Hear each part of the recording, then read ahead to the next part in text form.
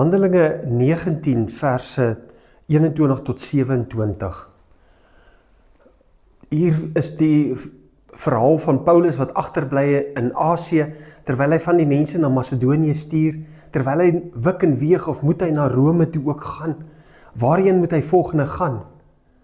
Is dit so mooi dat die Heilige Gees hom juist daar hou, waar daar toe nou onmin ontstaan, waar daar gekom word en gesê word, juist toe het daar 'n groot opskudding ontstaan oor die leer van die Here.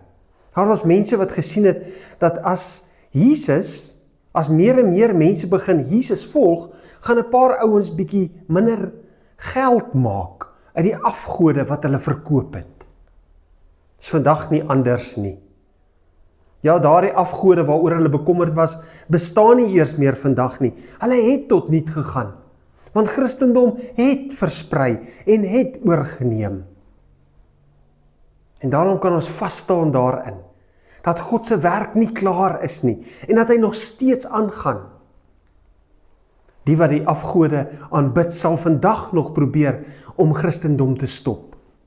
En alles wat hulle kan, hulle sal met alles wat hulle het probeer, om die boodskap van Jesus Christus, die evangelie, te stuit en te stop. Kom ons pleit, dat dit nie sal gebeur nie. Kom ons smeek by die Here, dat sy boodskap nie stil sal word nie. Kom ons pleit by die Here, dat die Christene nie stil sal word nie.